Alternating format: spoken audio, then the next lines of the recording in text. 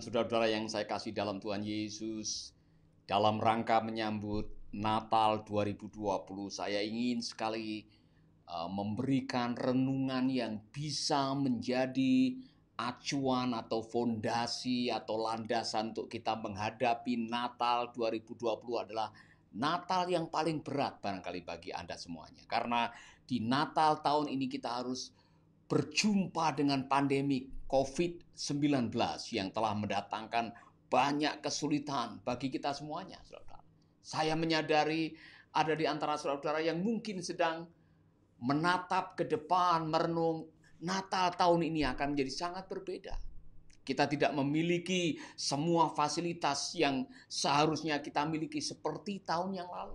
Mungkin saudara tidak bisa piknik, mungkin saudara tidak bisa membeli hadiah buat anak-anak. Mungkin saudara sedang risau dan galau menatap hari esok dan mengatakan, Natal tahun ini kita mau makan apa? Saudara-saudara, saya bisa memahami itu.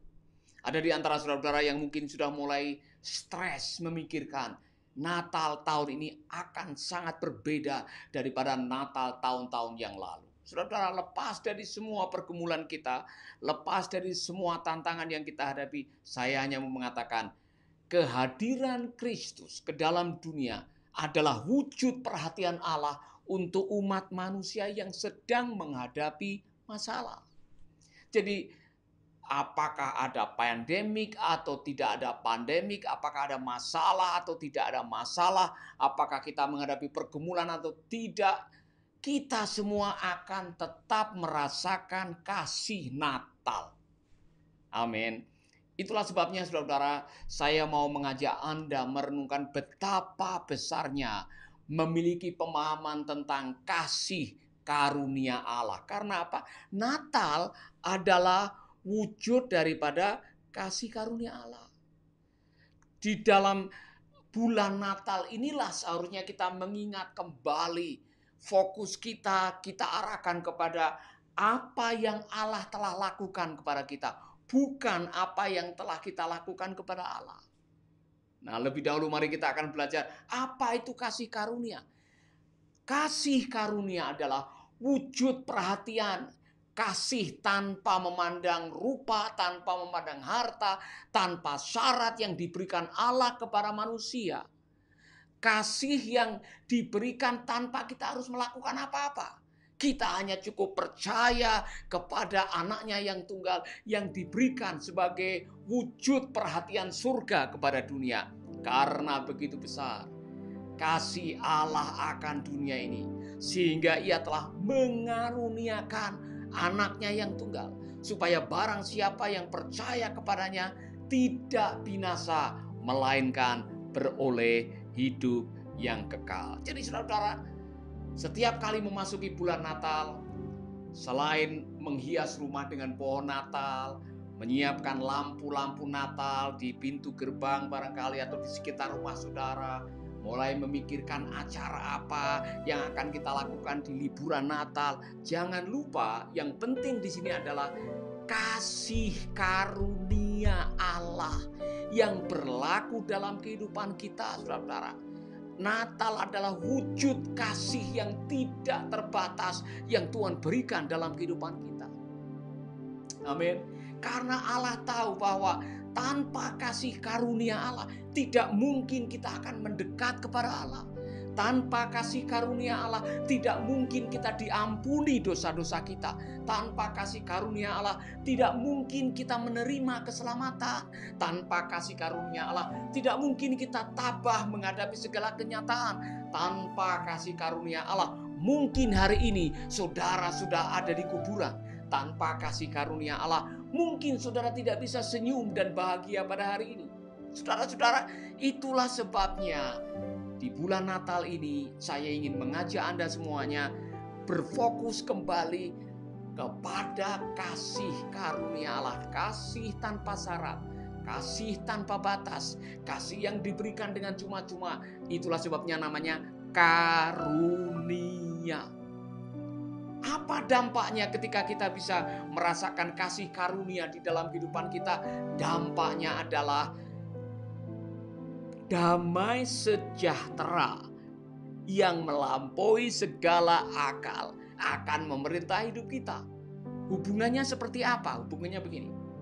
Yang membuat kita kehilangan damai, yang membuat kita kehilangan sukacita, yang membuat kita kehilangan kebahagiaan adalah karena kita terlalu banyak pergumulan, terlalu banyak kekhawatiran, terlalu banyak ketakutan, seperti yang dihadapi oleh para gembala, dihadapi oleh Maria, dan dihadapi oleh Yusuf, dihadapi oleh Yesus sendiri di malam Natal itu. Ancaman dari Herodes. Belum lagi ada ancaman-ancaman yang lain yang datang dalam kisah Natal itu kepada Yesus dan keluarganya, saudara. Tetapi karena kasih karunia Allah, kaum gembala yang selama ini tidak dipercaya oleh masyarakat, kaum gembala yang dianggap sebagai kaum kelas bawah yang tersisih, terpinggirkan, tercecer, bisa mendengarkan nyanyian dari surga, dapat kunjungan istimewa dengan pujian yang sangat luar biasa. Demikian juga dengan Maria, wanita dari Nazaret yang biasa-biasa saja, tapi dapat kunjungan malaikat dan mengatakan, "Salam, hai engkau Maria, yang mendapatkan kasih karunia." Jadi dalam hidup ini ada banyak hal yang tidak bisa diselesaikan dengan akal, nalar, harta, tahta, maupun kekayaan dunia, yang hanya bisa diselesaikan oleh kasih karunia. Itulah sebabnya, saudara, di hari-hari Natal seperti ini, saya mau ngajak Anda semuanya, coba renungkan baik-baik. Apa jadinya Anda hari ini jika tidak ada kasih karunia di dalam hidup saudara? Di manakah Anda hari ini jika tidak ada pertolongan Tuhan dalam hidup Anda? Bagaimana dengan keluarga Anda dan pernikahan Anda jika tidak ada uluran tangan dari surga? Apa jadinya dengan keuangan hidup saudara ketika tidak ada mujizat dari Tuhan yang Tuhan lakukan dalam hidup Anda? Mungkin saja Anda ada di rumah sakit hari ini. Mungkin saja Anda ada di penjara hari ini. Mungkin saja Anda ada di jalan-jalan sambil tertawa sendiri karena stres, depresi yang tidak bisa diselesaikan. Mungkin saja Anda sudah ada di kuburan hari ini. Renungkan baik-baik. Tetapi oleh karena Anda selalu mengandalkan kasih karunia, dan kasih karunia itu tidak terbatas kepada kita yang percaya kepadanya, hari ini Anda masih bisa senyum. Tadi pagi masih bisa mengangkat tangan, menyanyikan lagu pujian, semua karena anugerahnya diberikan kepada kita. Saudara-saudara, ketika kita menyadari bahwa hidup kita adalah kasih karunia Allah, dari dalam diri kita akan mengalir ucapan syukur, gratitude, ucapan terima kasih, penghargaan kepada karya Allah yang tidak ada henti-hentinya di dalam kehidupan kita. Amin. Saya mau jujur dengan saudara-saudara, kalau bukan kasih karunia Allah, mungkin saya tidak bisa menjadi hamba Tuhan sekarang ini. Kalau bukan kasih karunia Allah, mungkin saya tidak bisa menikmati kehidupan pernikahan yang diberkati. Kalau bukan kasih karunia Allah, kami mungkin tidak bisa memulai dan mengembangkan pelayanan yang luar biasa ini. Kalau bukan kasih karunia Allah, mungkin saya tidak bisa bicara di hadapan saudara. Semua yang saya lakukan, saya alami, saya pikirkan, saya rencanakan ke depan, itu adalah wujud daripada kasih karunia Allah. Maka respon pertama yang harus ada di dalam diri kita ketika Anda mengatakan, Tuhan, semua ini adalah wujud daripada kasih karunia-Mu, yang pertama akan muncul dari hati dan keluar dari mulut kita adalah thank you. Terima kasih Tuhan. Semua ini hanyalah kasih karunia. Ku ada sebagaimana ku ada, berdiri di hadapan tahta-Mu Bapa. Itu karena apa? Tuhan masih berkenan memberikan kita nyawa, meminjamkan waktu, meminjamkan harta untuk kita kelola, dan memberikan kesempatan untuk melayani Dia. Tidak ada yang lain, saudara. semua karena kasih karunia-Nya. Itulah sebabnya saya mau jujur, ada banyak pergumulan dalam hidup saya yang hanya bisa diselesaikan oleh karena kasih karunia. Saya bisa sekolah Alkitab, bahkan bisa mendapatkan kemurahan Tuhan, beasiswa sekolah di luar negeri selama 3 tahun. Karena kasih karunia Tuhan, saya bisa dipercaya oleh Tuhan untuk memulai pelayanan Mercy Indonesia, Radio Dian Mandiri, bahkan dipercaya oleh pelayanan-pelayanan internasional, bertemu dengan hamba-hamba Tuhan yang luar biasa di berbagai negara. Karena apa? Kasih karunia Tuhan. Semua karena kasih karunia Tuhan. Kalau saya masih hidup hari ini, setelah ada ancaman kanker, setelah menghadapi kerusuhan dan sebagainya, kalau saya masih hidup hari ini, semata-mata karena kasih karunia Tuhan. Jadi saya setuju dengan nyanyian ini. Semua karena anugerah-Nya diberikan kepada kita. Saudara-saudara, di bulan Natal ini saya mau mengajak saudara-saudara duduk, merenungkan diri saudara, daftarkan hal-hal yang Anda lihat, Anda alami, yang kalau saudara mengingat kembali, saudara hanya bisa meneteskan air mata dan mengatakan, Tuhan terima kasih. Ini semua karena anugerah-Mu, ini semua karena pimpinan-Mu. Dan saudara-saudara, ketika saudara bisa mendaftarkan hal-hal yang ketika saudara melihat, mengingat, dan saudara mengatakan ini semua karena kasih Tuhan, maka hatimu akan dilimpahi dengan rasa syukur. Setelah itu akan dilimpahi dengan ketenangan yang melampaui segala akal, yang namanya damai sejahtera. Itulah sebabnya di dalam Alkitab Rasul Paulus seringkali memasangkan kiranya kasih karunia Allah dan damai sejahtera akan memerintah atau akan menyertai Anda. Karena apa? Orang yang menyadari bahwa hidupnya semata-mata karena kasih karunia Allah, mereka adalah orang-orang yang akan hidup di dalam damai sejahtera. Kenapa? Tidak ada yang perlu ditakuti, tidak ada yang perlu dikhawatirkan, tidak ada yang perlu disesali. Karena apa? Semua itu karena kasih karunia Allah. Amin, saudara-saudara. Itulah sebabnya Yohanes 1 ayat 16 itu sangat-sangat penting untuk dihafal.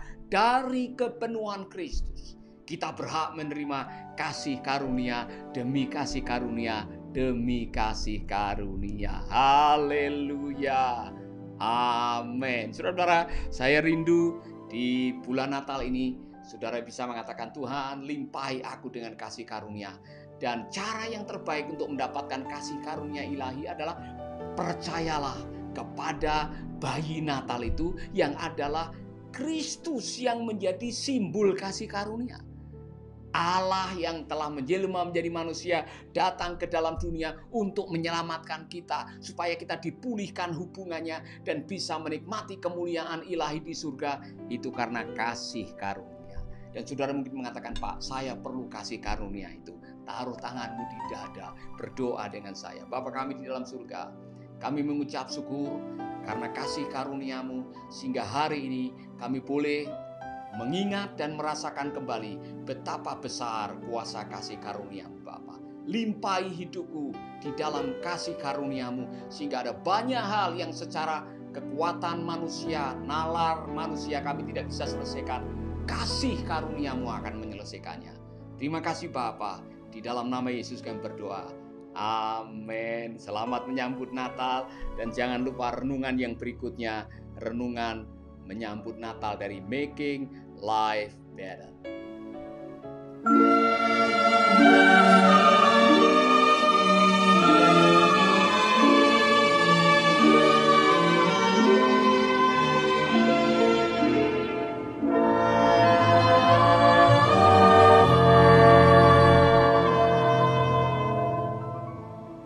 Bapak Ibu, saudara yang dikasihi oleh Tuhan, kita mulai memasuki bulan Natal dan saya pengen sekali berbincang-bincang dengan seorang hamba Tuhan yang di bulan Natal ini ada campaign, ada fundraising untuk menolong saudara kita yang membutuhkan. Saya akan mengundang Pak Samuel untuk hadir. Pak Samuel, salam Pak, apa kabar? Sudah bisa bergabung?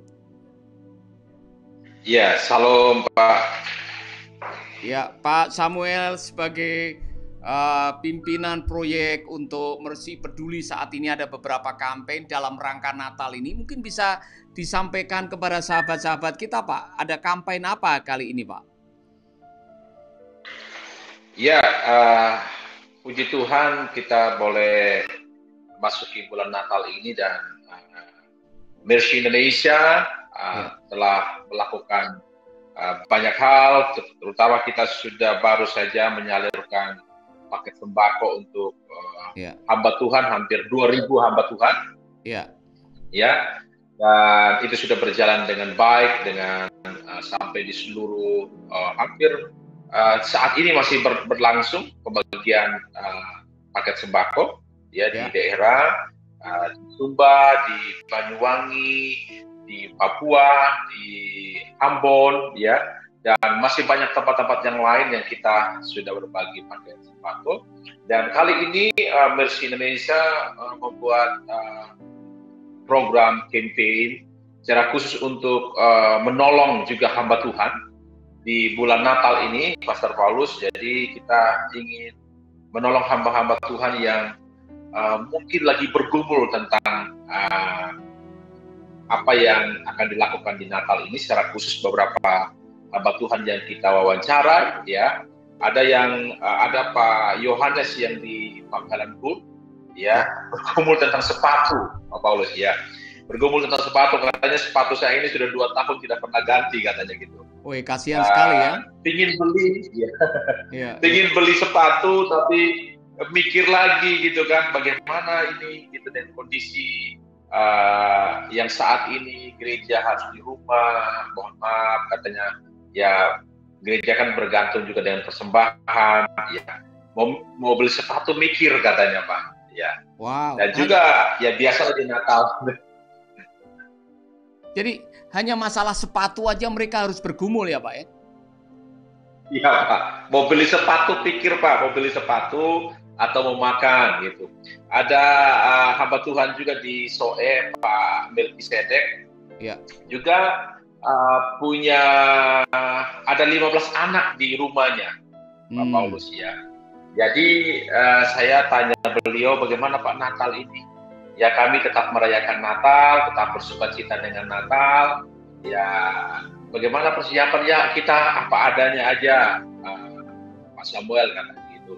Ya luar biasa. Bagaimana biasanya kan Natal Bapak ada suatu acara, ya kami acara gitu, dan memang saya apa ya, kalau saya tanya Pak, kalau Natal ini kira-kira Bapak rindu apa nih? Saya punya baju Pak sudah lama, katanya gitu. Bahkan nanya ke saya, Pak Samuel punya baju bekas nggak, yang mungkin baju batik gitu yang bisa dikirim ke kami, katanya gitu. Waduh, ya, dan bergumul untuk teman-teman kita hamba Tuhan yang di daerah. Baik Pak, ini sesuatu yang memang realita ya di lapangan. Masih banyak rekan-rekan kita yang sangat membutuhkan pertolongan dalam hal yang mungkin untuk orang-orang yang di kota mungkin tidak menyangka bahwa sepatu aja adalah sebuah pergumulan buat mereka, ya kan? Jadi Pak, selain program-program untuk memberkati para hamba Tuhan, ada program apa lagi untuk Natal tahun ini dari Mercy Peduli, Pak? Ya, kita juga akan campaign untuk anak-anak panti asuhan, ya, anak-anak panti dan anak-anak yang lainnya yang biasa kita lakukan di akhir tahun, membagi hadiah paket Natal. Nah, untuk beberapa anak-anak panti yang ada di Mercy maupun yang ada di panti-panti yang lain di Indonesia. Nah, salah satu kita ada seorang anak bernama Dimas, Pak, di Atambua sana. Ya, Dimas ini tahun 2018 kemarin masuk di panti Mercy Indonesia. Tapi sebelumnya kisahnya luar biasa. Dimas ini pernah mau dijual sama bapaknya. Wow. Ya, Dimas ini mau dijual sama bapaknya supaya bapaknya kawin lagi. Ya. Wow. Supaya bapaknya kawin lagi, dan akhirnya paman dari Dimas ini membawa lari Dimas itu ya, seperti menculik gitu, mengambil dari bapaknya karena bapaknya meninggalkan ibu dari Dimas, dan membawa lari Dimas dan menitipkan di Panti Mercy Indonesia. Beberapa hari yang lalu saya coba bicara dengan Dimas, dan Dimas bersyukur sudah ada di Panti Mercy Indonesia, dan juga merasa sukacita, ada saudara-saudara dia yang mengasihi dia, ada keluarga di panti yang mengasihi dia, dan kerinduan Dimas di Natal kali ini ada hadiah Natal katanya. Dia tanya, Pak Samuel, hadiah Natal untuk saya apa kan? Luar biasa. Ya, dan juga, ya. Jadi ya, kita rindu untuk bisa berbagi dengan anak-anak panti asuhan paket hadiah Natal. Amin. Pak, saya rindu sekali di Natal tahun ini kita bisa berbuat sesuatu buat mereka yang sangat membutuhkan. Tapi saya mendengar juga ada kerinduan juga untuk meresmikan satu gedung PAUD di Desa Poguatu, yang di sana ada banyak anak juga, Pak, di bulan Desember sekitar tanggal 15. Kisahkan sedikit mengenai Desa Lepra Poguatu nih, Pak. Ya, bersyukur puji Tuhan kalau saat ini sudah ada PAUD di sana yang lagi dalam proses pembangunan. Nanti di tanggal 16 Desember kita akan resmikan PAUD yang pertama yang ada di desa ini. Sebenarnya ada di 2 desa, Pak, Desa Cendana dan Desa Cendana Barat ini tidak punya PAUD. Dan PAUD ini ada di Desa Cendana Barat yang di Poguatu, yang dimana kampung ini sudah bertahun-tahun diisolir karena ada orang yang sakit kusta di sana, sakit lepra. Jadi kemarin kami data ada sekitar 40 anak PAUD yang siap bersekolah, yang tidak punya sekolah. Iya. Ya, dan mereka sangat bersukacita karena setiap minggu kami memberikan makan, ya, Mercy Indonesia lewat program Mercy Peduli memberi makan kepada anak-anak. Ada sekitar 100 lebih anak-anak di Poguatu yang kita memberi makanan tambahan bergizi, dan ada 40 anak usia PAUD, ya, usia sekolah dini yang memang membutuhkan sekolah. Dan puji Tuhan kita sudah bisa mendirikan sekolah di sana, dan memang Pak Paulus masih punya banyak kebutuhan kita untuk sekolah di sana, ya, mengenai kelengkapannya, alat peraganya, dan kelengkapan yang lain yang kita masih gumuli. Semoga di awal tahun nanti kita sudah mulai buka kelas untuk PAUD yang pertama di desa ini. Bersyukur sekali. Luar biasa, saya senang sekali, Pak. Dan sebelum kita mengakhiri pertemuan kita ini, saya juga dengar bahwa di bulan Desember ada sekitar 4 gereja yang telah dibedah yang akan diresmikan. Dan itu adalah hadiah Natal yang luar biasa bagi saudara-saudara kita di sekitar Soe, ya. Dan juga mungkin ada yang di sekitar Sumba. Mungkin Pak bisa ceritakan program bedah gereja seperti apa, dan kalau kami mau ikut terlibat bagaimana caranya, Pak? Ya, luar biasa Pak Paulus. Bedah gereja ini kan saat ini sudah 40 gereja yang telah dibangun lewat program bedah gereja ini. Sudah ada 40 gereja yang sudah dibangun, dan puji Tuhan, ya, di bulan Desember nanti ada 4 gereja yang di daerah Soe, Timur Tengah Selatan, NTT, yang akan diresmikan. Ya, bersyukur untuk hal ini. Ya, dan hamba-hamba Tuhan, rekan-rekan kita di sana bersukacita boleh memiliki gedung gereja yang layak untuk bisa merayakan Natal tahun ini. Walaupun di tengah kondisi yang susah, tapi mereka bersukacita karena sudah punya gedung gereja yang lebih layak dan untuk mereka bisa Natal. Dan kalau sahabat mungkin ingin mau tergerak, menolong, menghubungi, membantu untuk program bedah gereja ini, ya, sahabat bisa menghubungi kami langsung di Yayasan Mercy Indonesia, bisa mengunjungi Facebook kami, bisa kirim lewat messenger, lewat Pak Paulus Wiratno, bisa juga menghubungi langsung lewat messenger, atau bisa komen lewat siaran ini. Kami akan menghubungi Anda kembali.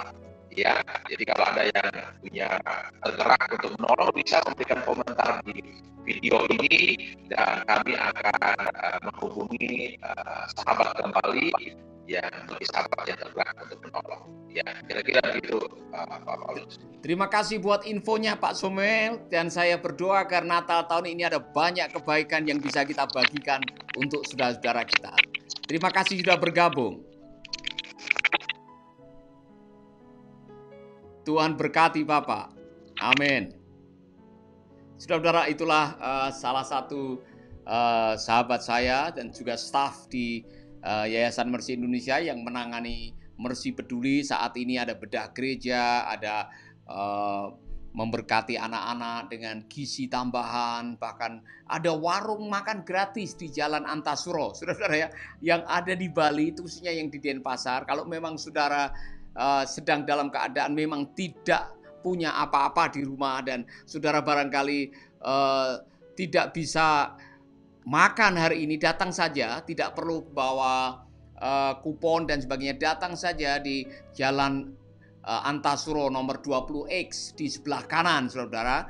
Ada tulisan warung gratis Mercy Indonesia, tinggal datang saja. Nah, biasanya dari jam 11 sampai jam 3 sudah tutup. Jadi ada hari Selasa, hari Kamis dan Jumat, atau hari Senin, Rabu dan Jumat. Mohon maaf ya, saudara-saudara yang memang sangat memerlukan bantuan makan, silakan datang. Kami menyadari ada di antara saudara-saudara yang karena kena PHK, karena situasi ekonomi, ada yang kemarin ibu dengan anak 5 yang katanya sudah tidak punya apa-apa, uang 5.000 untuk beli sayur habis, kemudian anak-anak menangis karena kurang makan, dan ibu ini datang di warung gratis dan mendapatkan nasi, dan saudara-saudara, ucapan terima kasihnya tidak habis-habis. Ada seorang ibu yang pernah datang ke kantor dengan 3 anak yang katanya 2 hari tidak makan. Jadi saudara-saudara, ada banyak saudara-saudara kita yang sedang membutuhkan, dan saya mau mengatakan Mercy Peduli membuka warung gratis hari Senin,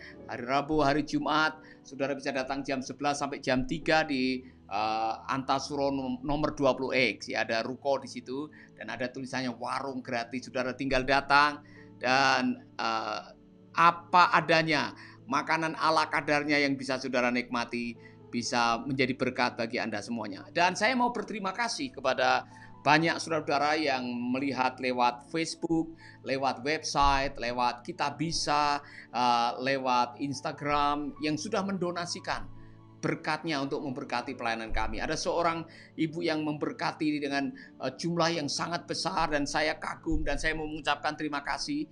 Dan juga ada saudara-saudara kita yang mengulurkan tangannya. Dan saya tidak melihat berapa jumlahnya, tapi kepedulian Anda untuk ikut sama-sama meringankan beban saudara-saudara kita yang sedang menderita adalah sesuatu yang layak untuk kita lanjutkan, kita kerjakan, kita bagikan, dan nama Tuhan dipermuliakan.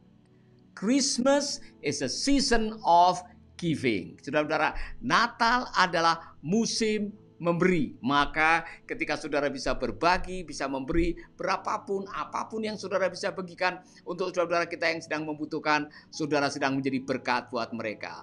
Selamat menyambut Natal, dan jangan lupa dengarkan renungan Natal rutin yang akan hadir di Facebook page dan YouTube. Saudara bisa download dan bagikan untuk teman-teman Anda. God bless you.